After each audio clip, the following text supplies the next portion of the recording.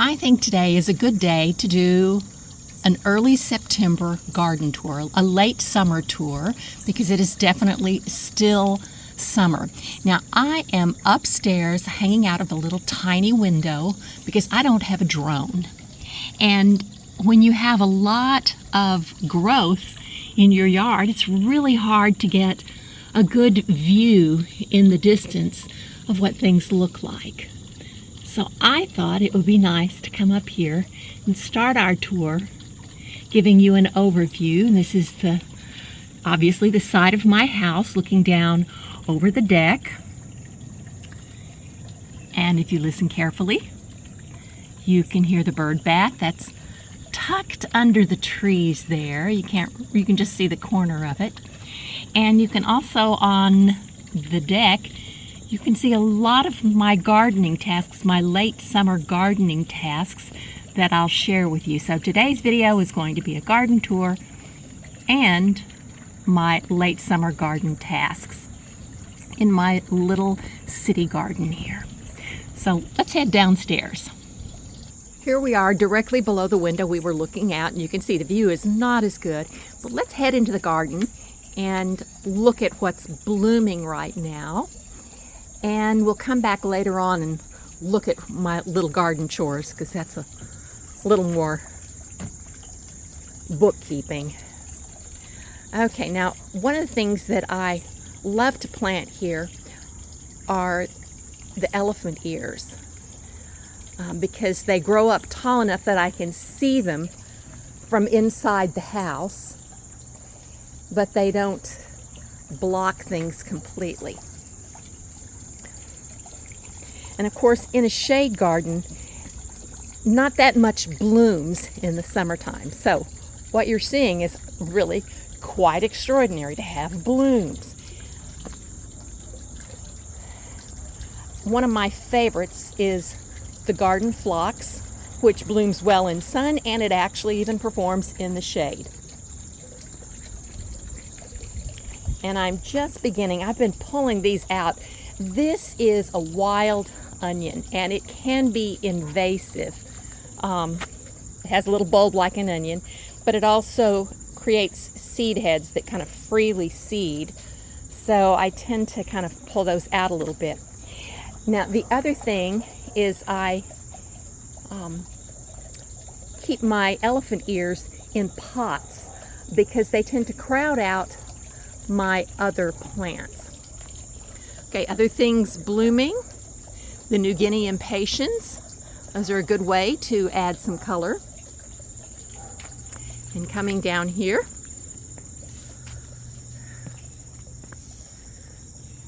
more of the wild onion. And here are the hardy begonias. Now, this is actually a little flower.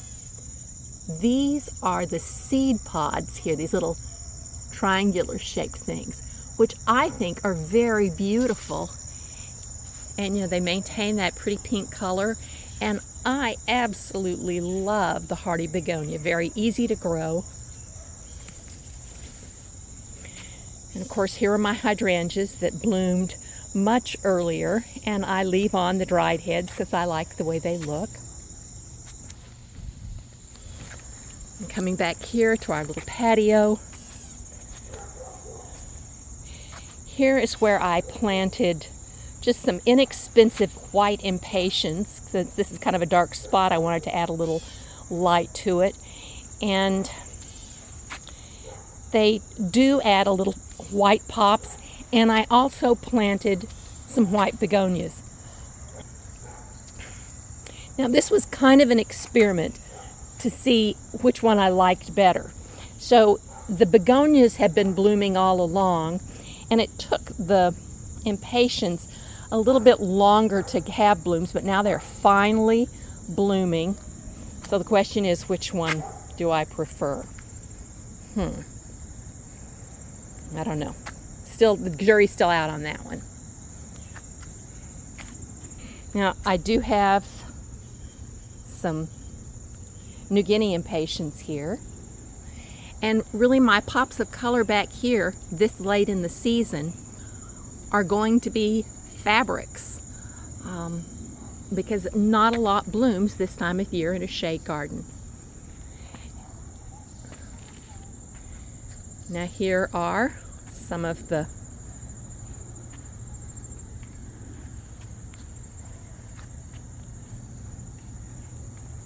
garden phlox. But we do have the blooms from the garden phlox and the liriope. Well, there's my pottery graveyard. But the liriope in late summer can look really, really pretty. Now, it's also known as lily turf or monkey grass, has a lot of common names. So there are my colors in the shade garden here.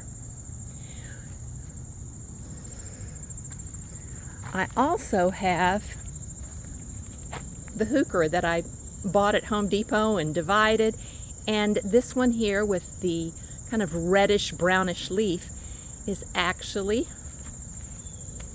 flowering right now. It's a fall blooming one, and evidently that's very common with this particular variety. There were 3 different colors that came in this collection of heucheras from Home Depot. This one has done the best, and over here, this one with the purple leaves, he's done just fine too. And then I had one that was kind of a light green, and he didn't make it. He got root rot and died.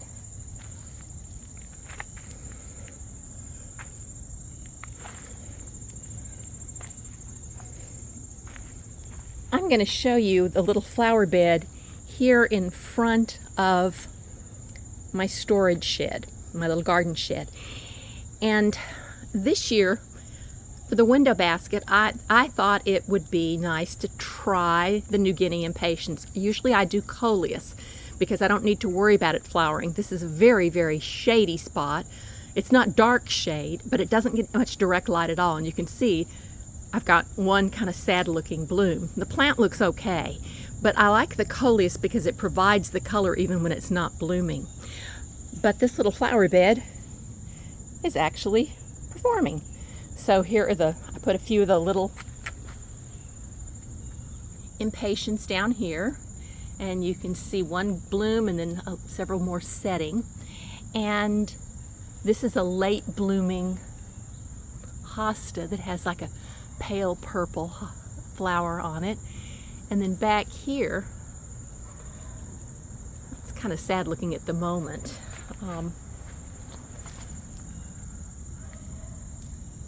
But that's another hosta that some of the blooms can be really very spectacular on it, but it's kind of not quite at its peak. But back in here, I planted some hostas to give me some summer texture and interest, and this fern will stay green all winter. There's a little vinca, there's some ivy, and we'll get to the ivy in a minute. And this is some autumn joy, the sedum autumn joy, which is getting ready to bloom.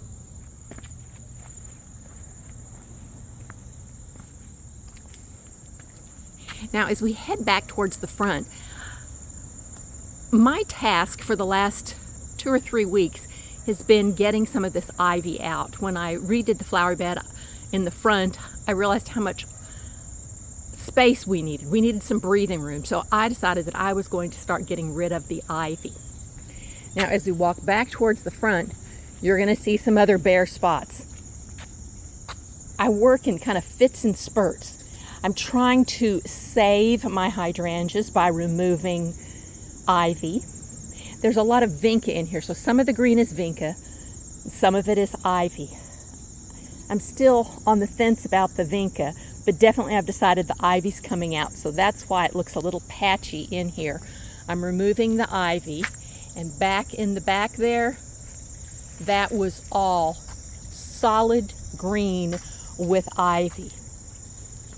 And you can still see it's a little bit of a mess, But I am trying to clean this out for a couple of different reasons. First of all, we lay down the compost in October. In late October, my husband will put compost down, and I want the ivy to be out so it'll give it a fresh start. I'm growing some plants from seed that I would like to get established in here, and I'll talk about those in a minute. And again, back over in here, this was solid green with ivy, and I've been pulling it out. We are not finished by any stretch of the imagination, but I have bites and scratches and a mess. My arms and my neck are an absolute mess from working on this, but it needs to occur. Now back towards the front, and the deck still looks pretty with the impatiens. I try to keep the New Guinea impatiens blooming and colorful there.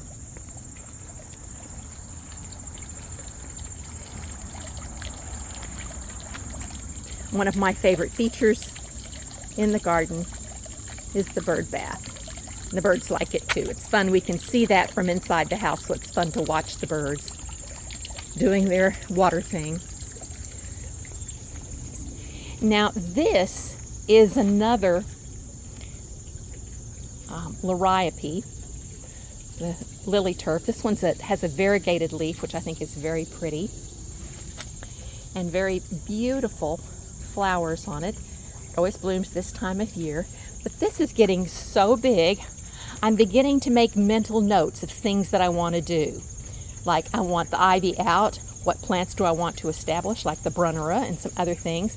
But I'm also making notes to myself about what needs to be divided, and this one needs to be divided.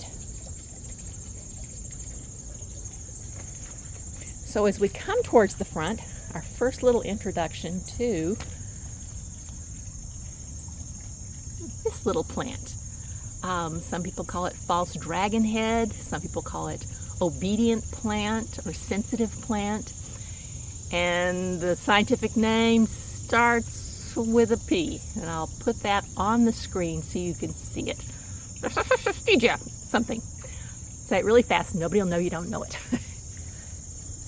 And I'm looking under here also, and you can see the spotted leaf of my pulmonaria. And again, I'm wanting to pull out some ivy and making a mental note. I would love to have more pulmonaria in this spot. I think that'd be a pretty spot for it.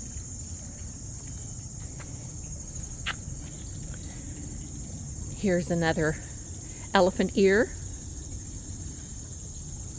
Gives me some vertical interest here on kind of a blank wall next to the house. And as we get towards the front of the house, more things are blooming. You can see the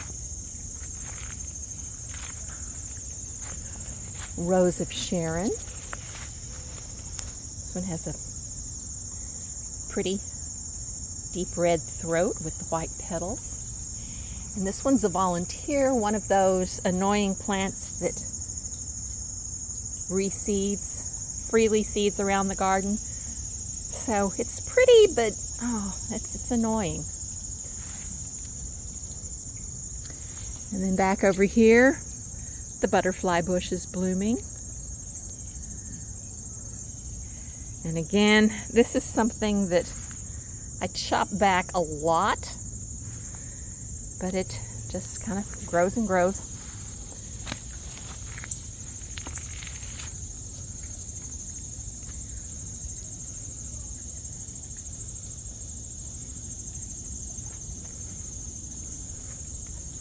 Now, the butterfly bush has that kind of pinky purpley color, and as we look back towards the street, I don't know if the contrast, it's a little overcast today.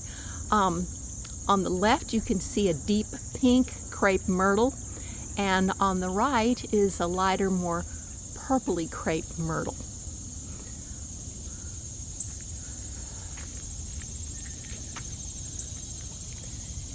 And here is more of the wild onion. And You can see the crepe myrtle down lower. And the blue mist, I'll give you a little closer look at that, and the goldenrod.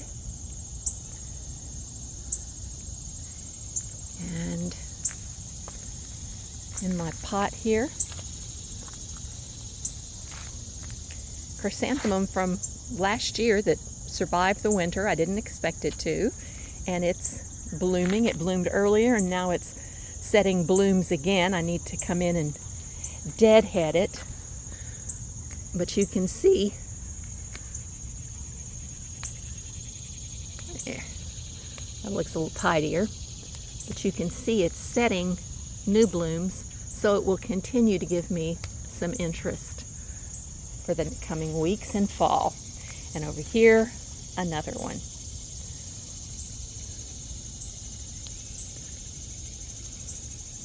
Now going this direction, again, you can see the goldenrod, the wild onion. The asters are just beginning to bloom. They're covered with buds, and this will be totally littered with pink flowers in a couple of weeks.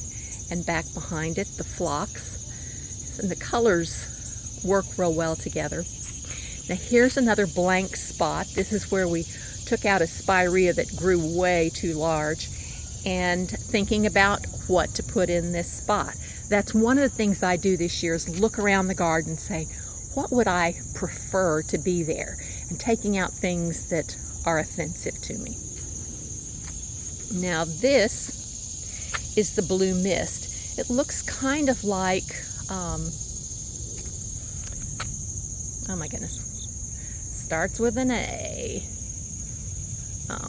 Anyway, it looks like an annual, and I'll stick the name up here because it just slips my mind completely. But this one is the perennial that freely seeds, and if a neighbor came over and wanted some of this, I would probably allow her to dig it up because it doesn't really belong here. It's starting to creep out onto the grass. Azuratum, that's what the name of it is. It's this is not azuratum, this is the blue mist, but the azuratum is the annual that looks similar to this. And you can see a little bit of the false dragon head here, sensitive plant.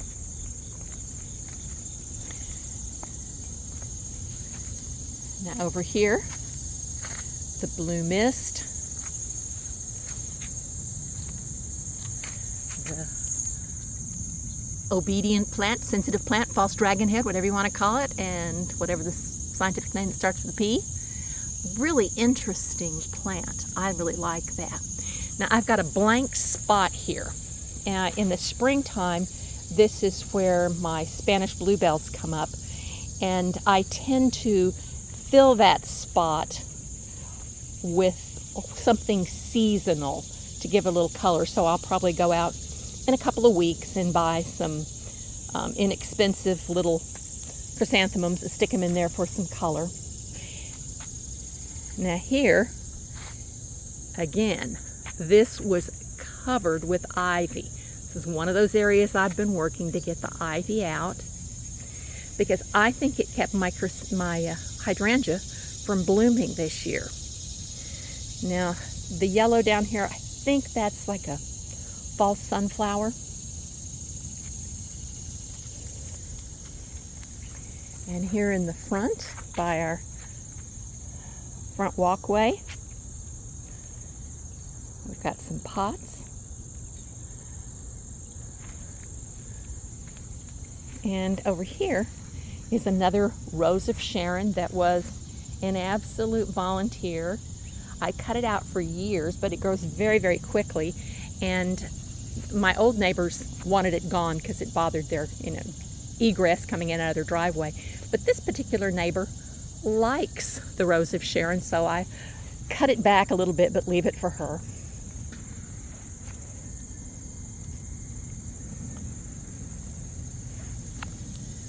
And here you can see the blue mist and the color of the coleus, kind of an autumnal color, and the obedient plant with its pretty little spires.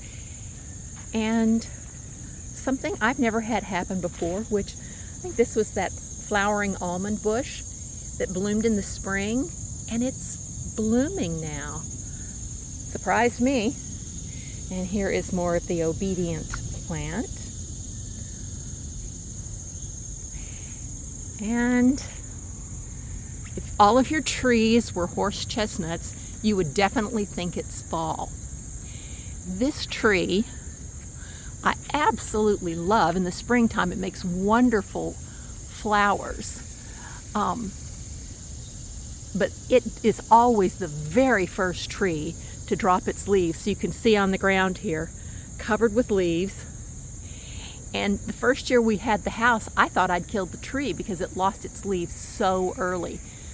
But I guess that's just the way it is. It's done it for 8 years now, and I don't think it's going to change its mind. And we will walk around to our other path. We have 2 ways to approach our front door. Now, over here, some sweet peas. I pulled out a lot of sweet peas because they were driving me nuts. And here's this rose that blooms clear into November. It has a really good flush in the springtime, and then it has a little quiet moment in the early summer, and then it starts to bloom again, and this time of year it's just going crazy.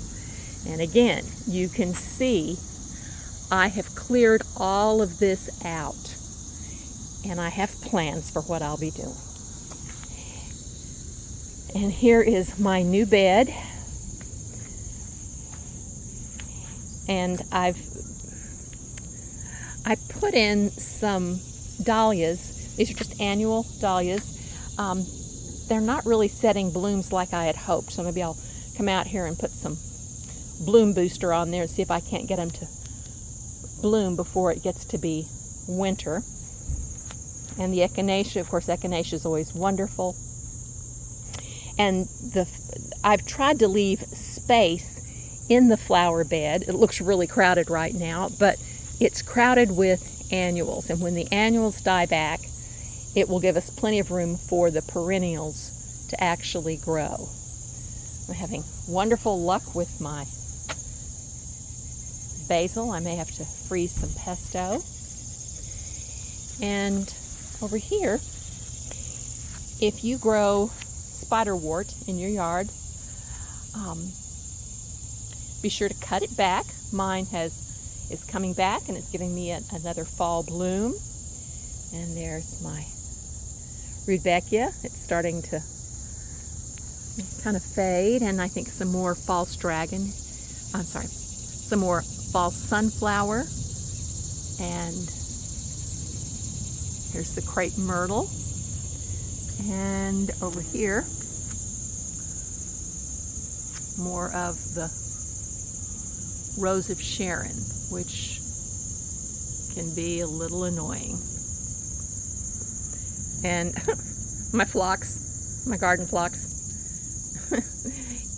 I was again yanking out ivy, and it kind of pulled over the phlox, but I wasn't too worried about it, more interested in getting the ivy out. And you can see what a spectacular show this blue mist is. And this is where it started. 8 years ago, there was just a teeny little patch, and it has really grown. And I like it. Some people might find it invasive, but I like it. And again, more asters beginning to bloom, absolutely covered with buds. That will give us some really good fall color. Now, usually I have those big dinner plate hibiscus, but I don't have one blooming today. I don't know what the deal is there. And up above, the window boxes with the little million bells. And again, this was covered with ivy. And there actually was a little poison ivy in here, and if you'd seen me a week ago, you'd thought I was in a bad fight and lost. It was all over my face. I had poison ivy. But this is what it looked like a couple of weeks ago. And that's how much has had to come out. And again, this spot I'm still thinking of what I should add to make it look a little better, but not be that invasive ivy. Now my neighbor has a lot of ivy, so I will be battling ivy forever. But you can see, taking out a lot of that.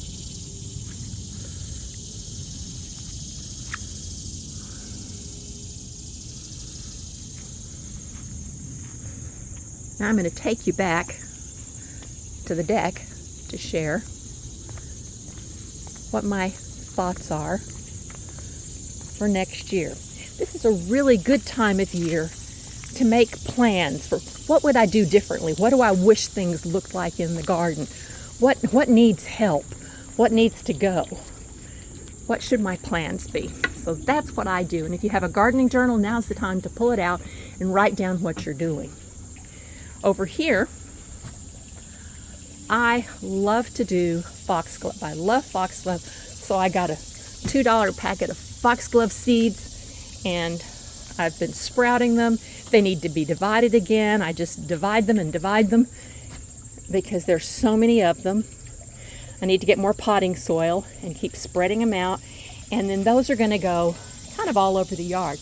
I am waiting for the year that the foxglove actually reseeds and naturalizes, but it hasn't happened for me yet here. Now over here, this doesn't look like anything, I know. This is my optimism. If you're going to be a gardener, you need to be an optimist. So this, Jenny Rose gave me some Heuchera velorosa seeds, and I am trying to sprout them. I'm keeping them moist and giving them sunlight, and I'm growing mushrooms instead of seeds. But that I would love to put in some of my shadier spots. Now another thing that I always do is anytime I break something, when I am weeding and cutting things back, invariably I cut something I shouldn't, or I break something I shouldn't. This hydrangea, last year I thought it was dead and I cut it back, and then I realized it was still alive, and I stuck it in the soil, and he'll go out in the garden probably next year. And this, we're hoping he survives. This one was oak leaf hydrangea, and as I was tearing vines out of the oak leaf hydrangea, this one broke off, and I figured it doesn't cost anything to just stick it in a little soil and see if it will grow. So that's what I'm doing up here, the gardener in me. I also have inside, beside the sink, I've broken off some sedum, autumn joy, and it will always root. And I just stuck it in the bottle, and I actually stepped on my toad lily, my triceratops, and broke off a piece of it. This took a long time to get a root, but he actually does have a tiny little root. Another thing to do is this time of year, some of the garden centers, my garden center in particular that's close by, they take their plants that are not looking well and they put them half price. And I think I mentioned back by my little patio area under that tree, I would like to get some Brunnera started. So this Brunnera is not very enthusiastic, but it was 50% off. So it can get very expensive. It's like a $22 plant, which I paid $11 for, but I chose this one because there are actually at least 4 plants, possibly, I think this one, it looks better every day. That little tiny thing, I think that's the 5th. This can reseed. It has a little blue forget-me-not kind of a flower in the fall and in the spring, and it can seed, but most of the growth occurs from runners. So I think I've got quite a bit of running going on in this one. Even the more expensive ones didn't have that many plants. So I'm excited about that. And I think it'll have that, the name of it's Looking Glass, so I think it'll have more of a silvery look on it. This is, again, it was a 50% off, and this is a verbascum. And I want some verbascum to get going. I came home with some verbascum seeds, some album that is the Chaxii album, of those seeds from Jenny Rose. But this one is the Honey Dijon, and I want these in my front bed that'll have a little more sun. And this is a tassel fern that, again, all of these were 50% off. But anytime I see a fern that's a decent price, I always buy it. And tassel ferns are some of my favorites, so I'll stick that back in one of my little shade beds. So, as I am working with my journal, I'm looking at different spots in my garden, trying to decide if I prefer the impatiens or the begonias. Do I like the pink? Do I like the white? This is where I'm definitely going to plant some foxglove and hope for better luck this year. I didn't have good luck last year. I'm also looking at this spot right here and thinking, how many years is it going to take till the Brunnera covers this area? That's a really good ground cover for this area. I'm also making notes in my journal about how, pardon our mess here, this is a working area, but how I don't want this pitiful little impatiens. I like the impatiens, but it does not do well here. I'm going back to a coleus. I need one that grows short, not tall, because they get floppy in there. Kirby escaped, naughty Kirby. And you know, this would be pretty. Maybe I'll put that fern back here because it needs some more winter color. I do have a little bit of ivy here, but as I look at this bed, I know everything will die back except the vinca. I will see the green in the winter, and the fern will grow. Other than that, this will be a pretty bare bed in the winter time. I'm also thinking about where I might want to transplant those heuchera. I have two heuchera, one more of a reddish brown color and one more of a purpley color. And the question is, where do I want to plant those? Those are going to be on my list of things that I'll be asking myself. Another thing that I'll be doing this time of year is bulbs. I've already ordered my bulbs from Color Blends. I strongly recommend them. They're an excellent source of bulbs.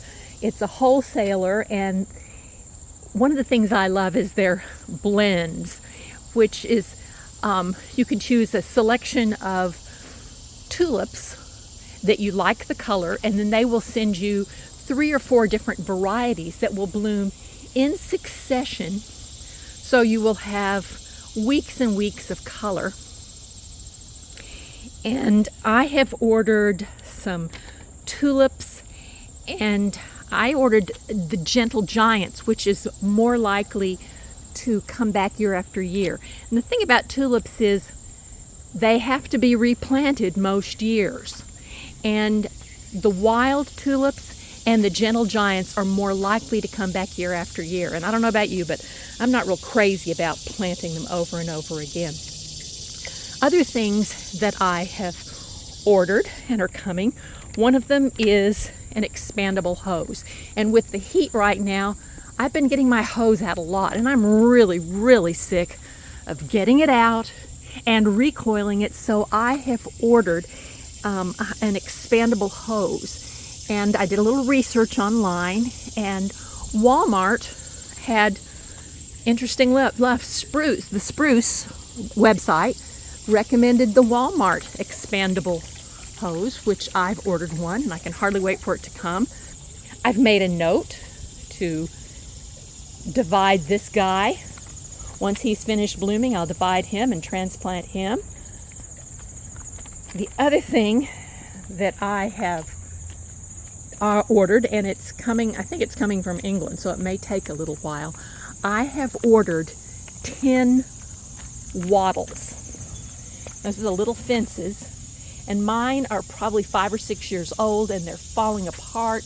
I've had to kind of stake them, but I need to keep this pathway cleared for my son.